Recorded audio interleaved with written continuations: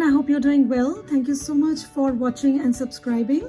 Today I will be sharing my first impressions of perfume samples that I received from two beautiful YouTubers, Joss Jane and Deborah Day. I commented on their videos that I was curious about a couple of their fragrances, and they were so sweet and generous. They offered to ship some samples to me. So ladies, thank you again so much for your generosity in sending me these samples. I will be sharing my thoughts and my first impressions and whether I think I'll be adding any of them to my collection. And before we start, you know what to do. Please do subscribe and give this video a thumbs up if you like it. And remember to hit the notification bell so you don't miss any videos. And follow me on Instagram as well. First up is a sample that Joss sent me, and it is La Belle by Jean-Paul Gaultier. Now this is a fragrance that has taken YouTube by storm. Everyone has been talking about it and all good things. And so I was very curious, and I'm so happy she offered to send this to me. And you can see I have used quite a bit, but I'm also kind of saving it because I do like it. It is a very pleasing, sweet, easy wearing perfume. It starts out very strong and sharp. The first time I sprayed it on me, I thought that maybe this was not going to be for me. I thought it was a bit too sharp, too synthetic, but that was only for a few seconds. And because I didn't have the patience, the minute I sprayed it, I had to smell it. But then I started to get this very nice warm fruit. It has pear, vetiver and vanilla, just 3 notes. But the pear is done so well, it doesn't smell like a typical fruity fragrance. It's very, very sophisticated, very warm. And then the vanilla starts to come through. And I think the vetiver keeps the sweetness in check and keeps it really interesting and fresh. As it continues to develop, it gets very cozy. It also remains sweet, but not overly sweet. And the vanilla is gorgeous. You know, I was afraid that the vanilla might turn bad on me because that's what happens with vanilla most of the times in quite a bit of the fragrances. But I was so happy with this one. Even towards the end of the day, it smelled gorgeous. And I absolutely understand why this is so hyped. It is popular for a good reason. It's very cozy, very warm, very sweet, very pretty, very put together. I think it's very versatile. It goes from a casual to a dressed up fragrance. And I think it can be worn throughout the year. And I also find it very energizing. You know, the pear and the sweetness in it is very energy giving. It's almost like you're getting your sugar fix without it being too sweet or too cloying. And for me to like a perfume that's fruity and gourmand, that says a lot. But here's the thing. I do have an issue with Jean-Paul Gaultier's bottles. I definitely want a full bottle of this. I do like the bottle. It's very pretty, and I especially like the neck piece that they have going with the flowers and the roses. It's so pretty. I also like the color of the liquid. It's a beautiful reddish purplish color. It's very pretty. And I do like Jean-Paul Gaultier's fragrances. I love the classique. But now here's the issue I have with the bottle. I don't like that it's in shape of a female form. I know it may sound a bit silly to you guys, but I just don't feel very comfortable holding it. I mean, I can look at it, it can be there on my vanity, it looks pretty and all of that is there, but I just don't want to hold it. And I was thinking, you know, why do I have an issue with it? I think that's what happens when you don't get to play with Barbie when you're young. You become averse to holding something like that in your hand. I mean, I don't know. I think they should do it the other way around. They should have a male torso for women's fragrances and vice versa. I mean, it doesn't make sense. Why would I want to hold something like that in my hand? Ew. I don't know. It's just me. Maybe I'm a little nuts, but that's how it is. So I think the way for me to get this fragrance is to bring it and to decant it and use it. Or maybe I should get my husband to spray it on me. He'll like that, I'm sure. Moving on to samples that Deb sent to me. Let's talk about Fleurs from Serge Lutens. Actually, this is the one that I really wanted to sniff, and Deb was so sweet to send me so many more samples. So thank you again, Deb. And I have used up this sample completely. Now this one is an absolutely stunning fragrance, and I have to be honest here, this was not love at first sniff for me. The first time I smelled it, I thought it smelled really like bad sweat, and I have experienced cumin in other Serge Lutens fragrance, that's Féminité du Bois, which does smell like body odor to me sometimes. But then the more I wore it, the more it stayed on me, the more addictive it got. It gets very animalic, very carnal. It's got tuberose, orange blossom, jasmine, citruses, rose, hibiscus, neroli, cumin, musk, and woody notes. But on me, it smells primarily of orange blossom, cumin, and a bit of other spices. On me, this one smells very dirty, very carnal. It also smells a little bit like detergent, and unfortunately that smell stays throughout. And that's what was a little bit off-putting initially, but it's not very overpowering. Only if you try to look for it or pay attention to it that it would smell like that. Because this one is not a very pretty orange blossom. The orange blossom here is very muddy. It's almost like it's a couple of days old. It's really rotting orange blossom, but very, very carnal and also very spicy. And this one has grown on me, guys. I do like it very much now. Like I said, it's very, very addictive, very sensual, and you want to keep smelling it over and over again. That's how this fragrance is, but not a safe blind buy.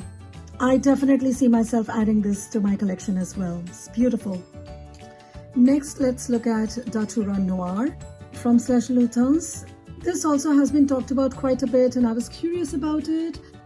Again, not love at first sniff for me. Actually, at first when I tried this, I dismissed it. I didn't like it at all because this smelled very much like a body cream. It is a very creamy fragrance. I got almonds, and I don't like almonds much.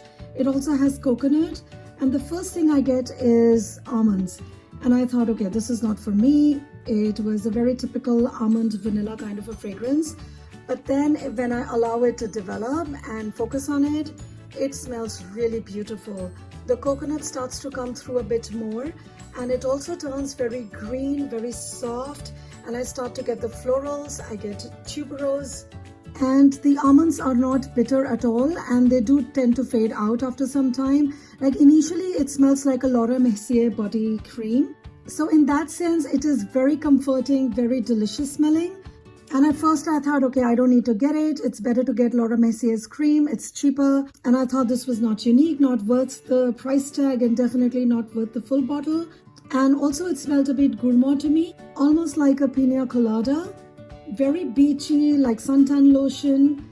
But then it gets very milky, coconutty, and the dry down is a very soft, slightly powdery floral, and very, very creamy and really gorgeous. This one is also very addictive, and the first day I tried it, I was like, okay, I have to get a bottle of this. I have to try it again to see if this love is going to continue. But this is a very gorgeous fragrance if you like creamy, powdery, floral fragrances with almond in it. And I think this is the first fragrance and perhaps the only one with almond that I'm liking for now. It just reminds me of a beautiful tropical beach.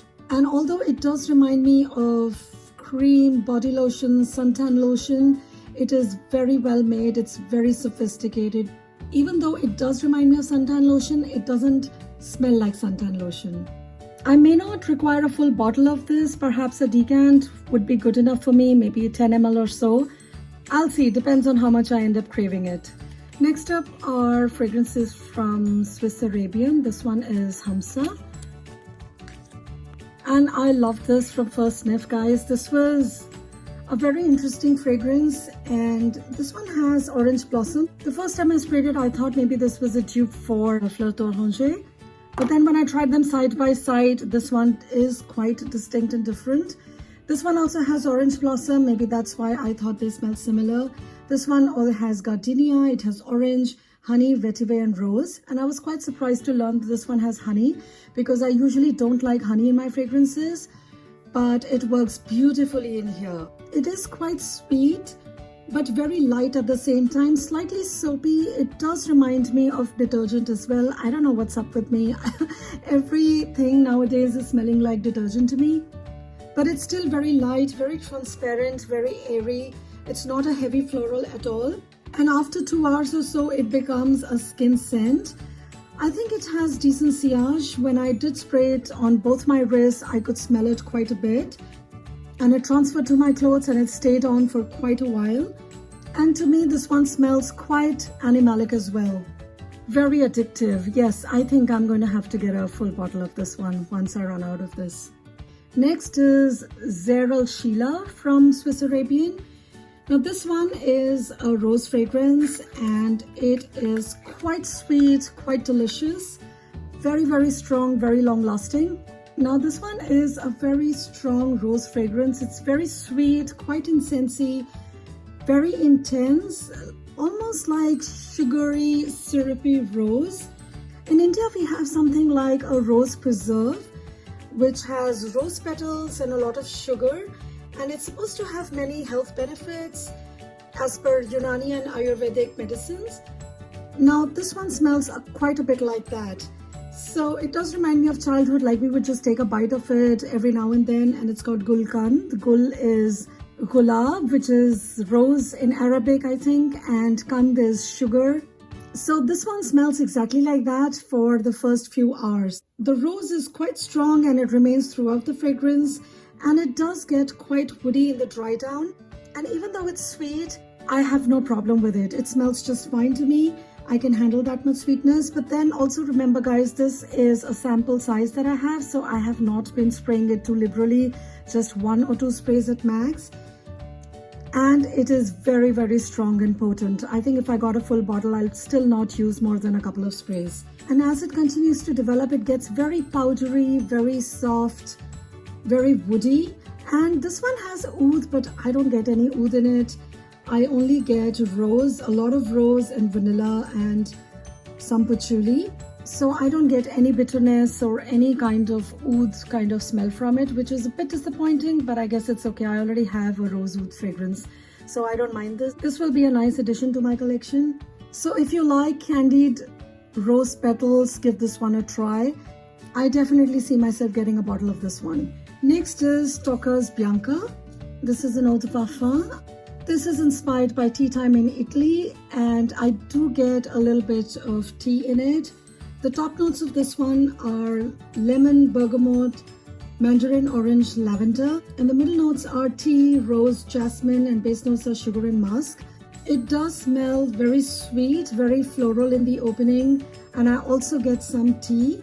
The tea note stays throughout the fragrance. It's a very bright perfume, very sweet and lightly floral. Almost feels like a fabric softener, but it's still quite pleasant.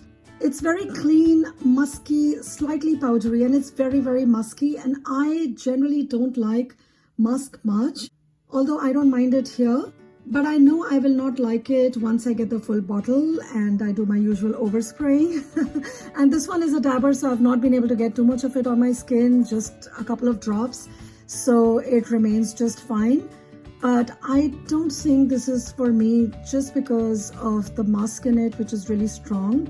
And I already have a lot of fragrances that do smell clean and floral. But if you don't have anything like that in your collection, it is definitely one to try because it's a very clean, simple, everyday kind of a fragrance. Very inoffensive. I think it'll be great for work. Really good daytime fragrance for spring and summer. And the last one I have here is Flowerbomb Nectar. Now, honestly guys, the only Flowerbomb I have and I mostly try is the original Flowerbomb. I get very confused with flankers. I don't know, they just do too many flankers nowadays and I find it very hard to keep track of all of them. And I don't even have a lot of patience, so every time I pick up a Flowerbomb flanker or any flanker, I spray it. The first few minutes it smells exactly like the original and I think, oh, you know, I don't get any difference, and I move on.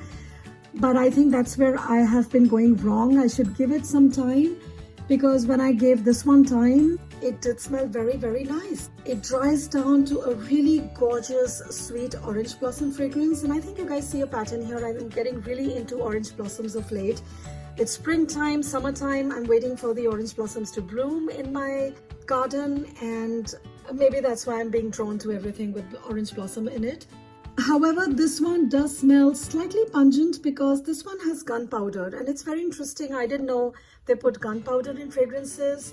So it does smell a little bit metallic and quite unique. It also smells slightly salty to me. I don't know why. And it smells familiar, maybe because it is a flanker. But it is quite sharp, and as any typical Flowerbomb, this is very, very potent. Lasts a very long time. Actually, this is the one that even beat the rose one from Swiss Arabian. I thought this was going to be the most long lasting, but this one beat it by a couple of hours. This one is really quite pretty. It gets nicer and nicer the longer it stays on my skin. I get more used to it. It is quite sweet. It's very sharp as well and very, very seductive. It's one of those fragrances that make you want to put your wrist to your nose again and again and smell it. So it is a bit addictive that way as well. The more you smell, the more you like it. So will I go jump out and buy this one? Probably not. I think I'm going to wait for my current bottle of Flowerbomb to be over, and then maybe I'll switch to this one. But given a choice between the two, I think I like them both. It's very hard to pick one or the other. That one has a very lemony, spicy, woody dry down, whereas this one is a little bit metallic, slightly pungent, very animalic, and it has a lot of orange blossom in the dry down. That's the main difference. Both are very pretty. They are similar yet quite distinct. Oh, and let me just quickly tell you about the longevity of these fragrances. I may not be able to tell you much about sillage because with such small sample sizes, you really can't know the sillage that much. But I can tell you how long they lasted on the skin. This one and the Flowerbomb were the most long lasting. Flowerbomb even more than the Swiss Arabian one. Both are very strong beast mode kind of fragrances. I'm sure if I get a full bottle and if I do just a few sprays, they're going to last the whole day, even the next day. Serge Lutens fragrances had pretty reasonable longevity as well. They stayed on the skin for, I think, 6 to 8 hours. So not bad at all. I think it's a pretty good performance. I don't know how strong this one will get eventually. So if you have used this one, do let me know what's your experience with this one.